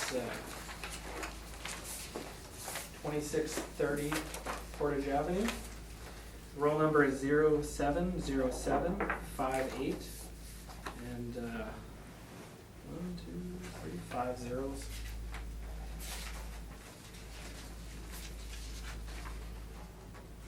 And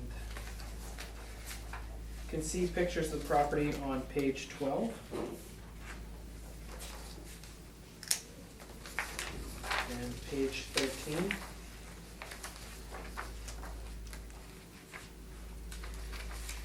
So the tenant here is Caddy Shed.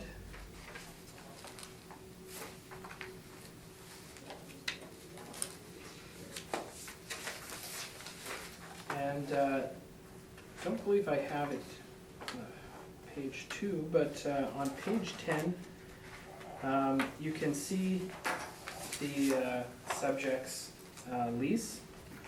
We don't have a start date recorded for the lease, so I'm unclear as to when that had began.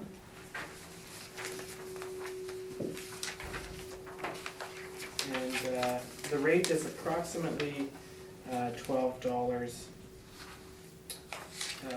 $11.92 before any deductions. It looks like property tax and insurance is included. And you can see that on page 8.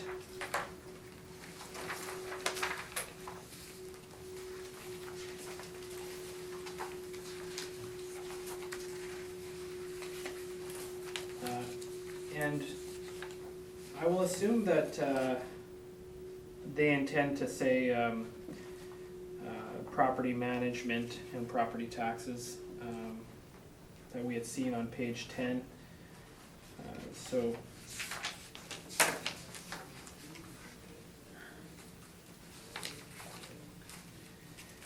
it's approximately a rent of $8.11. I did have a chance to inspect the property. It's pretty bare finish. It's not contemporary retail space. It serves their purpose, but looking to the market, I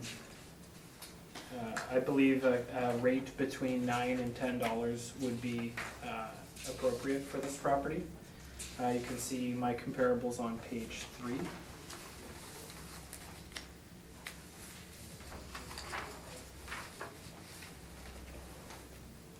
And so I've adjusted the effective age of this property to reflect the condition. We've come down to a rate of $9.74, and we've kept the 7.4% capitalization rate, and that's given us a rate of $327,000.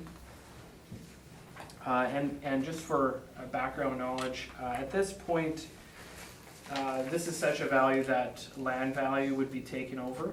I haven't valued it on land value, but we're getting to the threshold where land value would take over.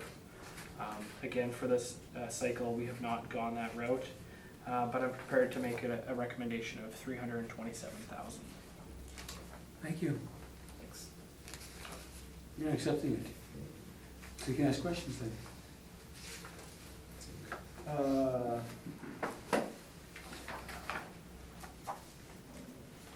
It was stated by the comparables and, oh, you didn't give your brief yet, did you?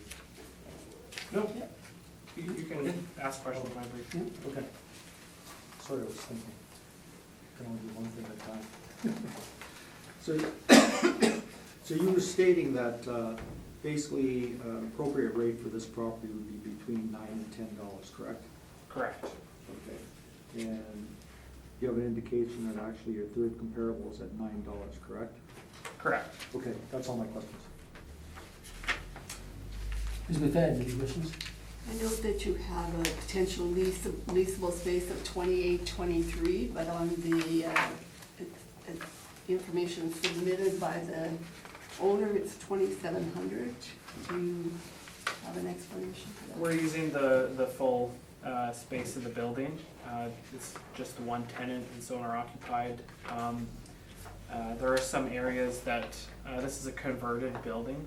There are some areas that might be less usable, less suitable for the tenant.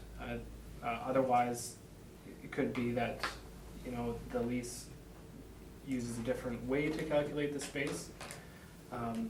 But we've chosen to use the full area of the building. Even though the full area of the building wouldn't be rentable, then, is what you're saying? It appeared rentable to me. Like I said, though, it is of lower quality, the space overall.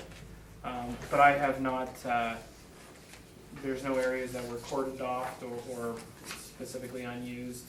We've used the full area of the building, Okay, thank you. following BOMA standards. That's all my question. I have none, Mr. Chairman. Okay, so you feel, based on your comparison of other rentals, that a fair rental will be between $9 and $10. So why did you pick $9.74, which is closer to the high? It's what we came in at with the rate. So was that a model driven or was it your choice? It was model driven. I see. And I think it does get difficult because this is a space that is of lower quality to find good comparables that are at the reference date that reflect the space that is not fully finished. I guess the location of French Avenue would lend itself more to the rental rate than the condition of the property itself. Arguably, yes, it's, I would consider it a good location, and, Well, you were saying before that land value, you thought right, was getting to the point where absolutely, that might take over in future assessments by the city, by definitely. the income it generates.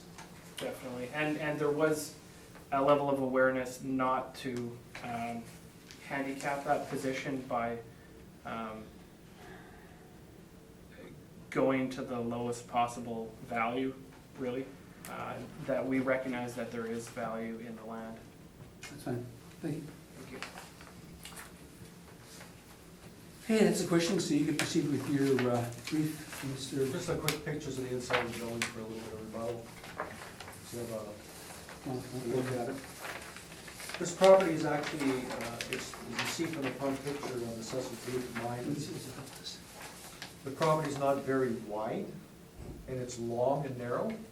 And it's long and narrow, not very wide, because the building was actually originally built as a car wash. That's why there's a vent on the back picture there, and there's a picture of an overhead door. That overhead door from the inside is actually been closed off from the inside of the building. And those are the pictures that I handed out. So it actually was a car wash, and now it's being used as a retail for golf clubs and repairing golf clubs. So the building is, it's not in very good condition, and I think because of the size of the lot, even down to land value, it's so deep and narrow, I think it, I guess it could be developed for something else. But again, if the assessor's gonna go to land value, you have to use demolition costs to come down to what it would be as far as scrape and clean. So the assessor does have $9 rent, and he does state that $9 to $10 is what the property should be worth. So if you look at page 1, he's gone through the rent, and you can see that it's actually metal siding in the front. Page 2, the actual net operating income is $21,900. So the value based on the actual income from 2018, in the 2018 it was reduced to 281. Now it's gone up to 358. So if you use the actual 811 square feet, you get 258,407. I had some comparables and the assessor's comparable, and I used $9. I brought up from 811 to $9 using the parameters. I'm getting 288,000, which is a slight increase from 2 years ago. And that's my presentation.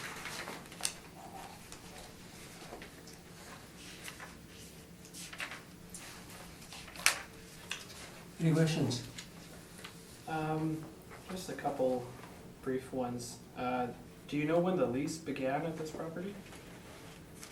No, I do not. I never asked that question. He's been there for, 10 years. He said he's been there for at least 10 years or longer. So would you consider it maybe likely that it began sometime around when they got there? Around when? When they moved in? I would assume so. So maybe approximately 10 years old? Well, he's been in that location that long. Okay. And you'd agree that year to year, that the effective rental rate may change? Well, I'm sure it's changed here. It was never, hasn't been this for, he says he's negotiating with the landlord all the time. In terms of the net income to the owner would change with the expenses, would you agree? Well, actually, as you'll see from the expenses, there are no expenses because he pays for them all. The tenant actually could be a problem why the building isn't, well, it is what it is, it's an old car wash. So the tenant, if there's any minor roof repairs to do, if the door needs fixing or things like that, he fixes them. Right. And those expenses would have an impact on the effective net rental rate? Would you Well, agree? they're not recorded in here, so they don't show up. In the comparisons that you have, I'm not sure what page number this is, but on your last page, the Portage comparables. The last three are also found in the first brief that we looked at, the other Portage Avenue one. And the reason why I ask, just to confirm that these are also from the Johnson report you had stated? Except the 3096. That's one of the buildings that the tenant owns, or an owner has that I actually look after. So what's the area of these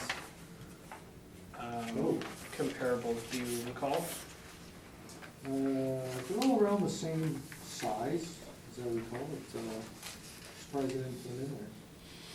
Do you recall when these leases started? No, those are asking rents. Oh, these are asking rents. Asking rents. The 1379 Portageville, that's the Lowen Pianos, which is a superior building than this one is. I felt 9 was appropriate, and as you've stated, 9 to 10 would be appropriate for the building. So I don't think we're too Okay. off the agreement. Okay, those are my questions. Actually, I do have one last question. What are the pictures rebutting from my presentation? It's not rebutting anything, it's just Okay. it's just showing some pictures of the building, 'cause I didn't. So would have this them be at the time. new evidence then? Well, it's something you have, because I sent them to you. I do have them, yes. So I just provided them to the board here, because you have them, it's nothing new you haven't seen. Right. So picture's worth 1,000 words. Okay, you had mentioned, and I tried to speak to the condition more generally, but you had called it rebuttal, so I just wanted clarification. Sorry. Okay. Thank you. That's your question, okay, thank you. Any questions, Mr. Mayor? I have none, Mr. Chairman. Ms. Plant, do you have any questions? Just a question for the assessor. Go ahead. So from 2018 to 2020, your value has gone up considerably. On what basis would the city be indicating that there would be such an increase? Or was this a board of revision? Sorry, on the second page of Mr. Rack's brief? Correct. So we are actually recommending that it be decreased to Oh, correct. to 327. Right. Um, That's still quite a significant increase. We can discuss the size of the increase. I think that is somewhat subjective, but I would, my response would be that that's in keeping with general retail increases across the city. Okay, thank you. Thanks. All my questions. Okay, I don't have any questions.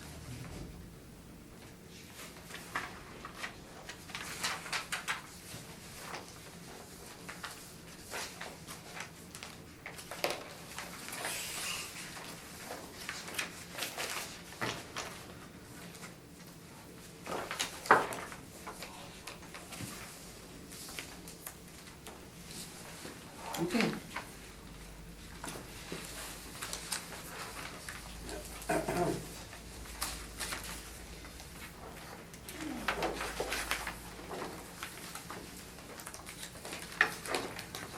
So that brings us to the next matter, which is 2626 Portage Avenue. So I have a recommendation for this one as well.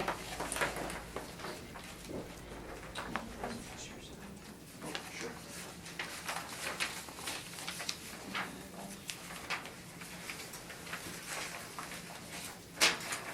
Thank you very much. Thank you.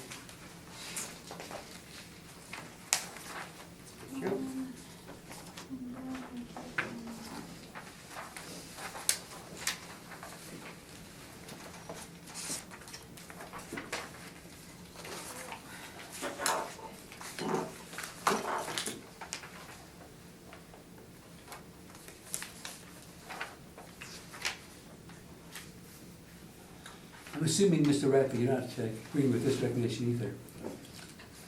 Proceed, please. So this is the neighboring property, and They share a lot of similarities, actually. So 2626 Portage Avenue, the roll number is 0707 008 0000.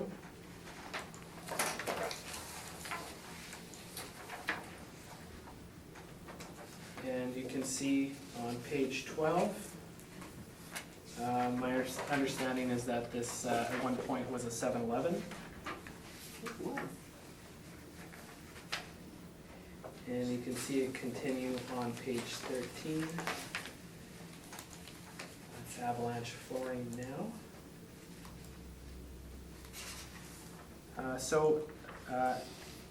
Biggest similarity with this property to the neighboring property, aside from location, is the condition of the building.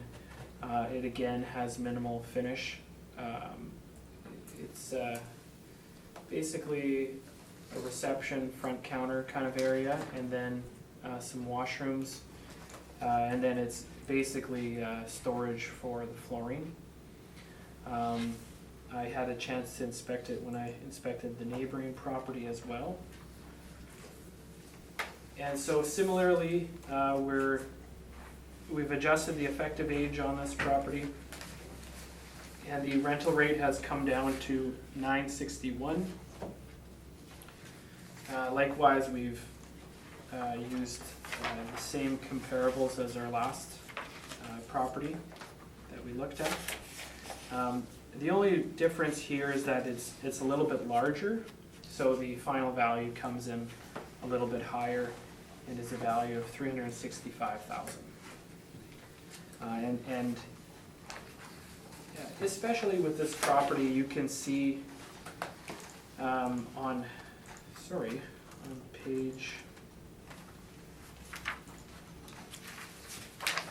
page 12 that there is a large parking lot in the front, and if we're looking at the prospect of land value taking over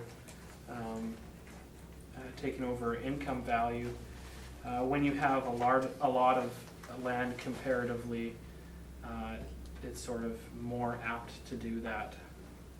And so we've been aware that the land values are such that they could be exceeding the recommendation that we have. So again, the recommendation is $365,000. Thank you. Thank you. Questions, Mr. Webb? Yes, so I guess the new recommendation at 365, that was by changing some parameters in the model? Correct. Okay. I'm kind of surprised that the other building was 974 and this one's 961. They're different areas. Okay, so it has something to do with how big the building is too? Correct. Okay. I think that's my only question, Mr. Chairman. Okay. Ms. Ben, any questions? No question. None, Mr. Chairman? Okay, and this one I see you use the rent of $9.61 rather than $9.75, but would you agree that the rent could be anywhere between $9 and $10 based on your comparisons? Potentially. Correct. Potentially. And you said the model chose $9.61 in this case. Correct. Do you know when the model chose $9.61? This one and not $9.75 in the next one?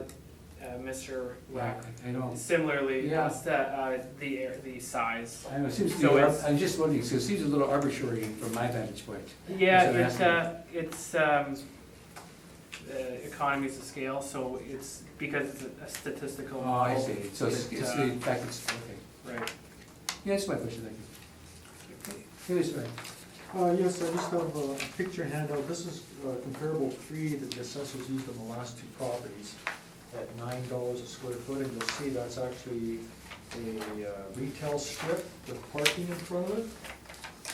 So I would say it's, knowing what the insides of these buildings look like and knowing that that's a retail strip, I would surmise and guess and bet money on the fact that that building is in nicer condition than the two separate properties that we've been presently dealing with.